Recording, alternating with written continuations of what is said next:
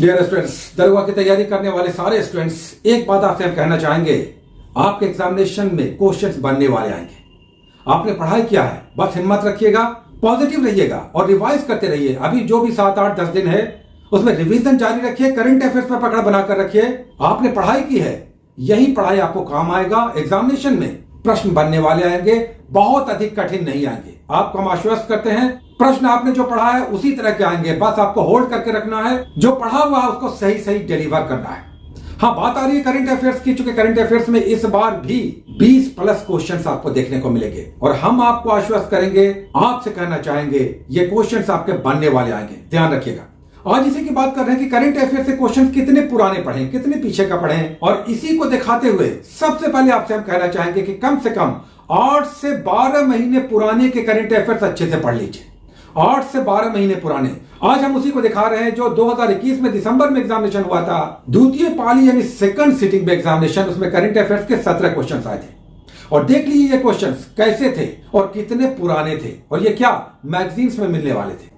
चलिए देखते हैं। सबसे पहला क्वेश्चन देखिए, करंट अफेयर्स का एक बुक आया।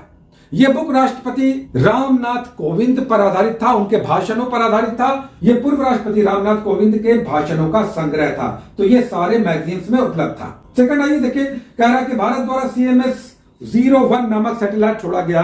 यह किसका सब्स्टिट्यूट था, प्रतिस्थापन था। तो GSAT 10 साल पूरा कर करके 2020 में रिटायर हो रहा था, उसी की जगह पर CMS-01 टेलीकॉम सैटेलाइट छोड़ा गया था। यह भी सारे मैगजीन्स में दिख रहा है।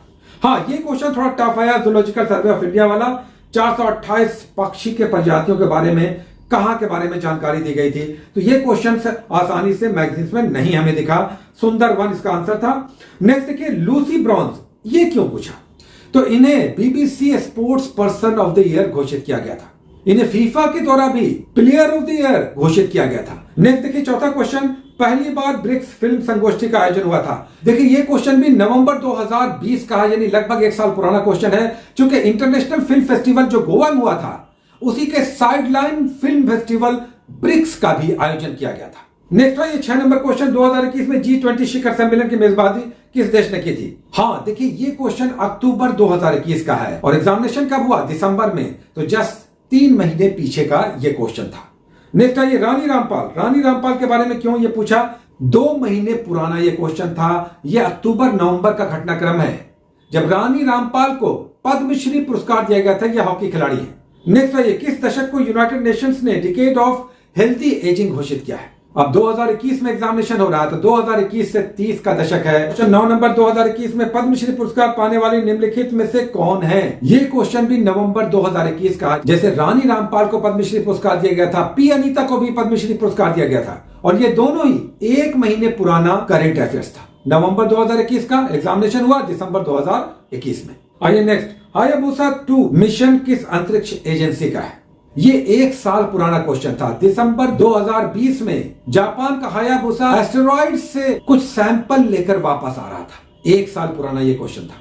2021 का शांति पुरस्कार किसे दिया गया? ये देखिए क्वेश्चन अक्टूबर 2021 का है। हल्दीबाड़ी चिल्हटी के बारे में देखिए प्रश्न पूछा गया। ये अगस्त 2021 का प्रश्न था। एग्जामिनेशन दिसंबर 2021 में हुआ और ये क्वेश्चन सारे मैगजीन में था। अभी अधिकतर क्वेश्चंस आपको मैगजीन्स में मिलने वाले आ रहे हैं, यानी अगर आपने किसी अच्छे मैगजीन्स को पढ़ा है या पढ़ रहे हैं तो प्रश्न मिलने वाले आएंगे, ध्यान रखिएगा। बिजली क्षेत्र में कौशल विकास के लिए पहला स्किल डेवलपमेंट सेंटर, यह दिसंबर 2020 का क्वेश्चन है। नेक्स्ट आइए, 2021 के लिए सर्वश्रेष्ठ निर्देशक का पुरस्कार किसे दिया गया? ये फिल्म फेयर पुरस्कार मार्च 2021 में घोषित हुआ था, यानी 9 महीने लगभग ये पुराना क्वेश्चन था। नेक्स्ट आइए, 16 नंबर, विश्व का सबसे तेज धावक उसैन बोल्ट।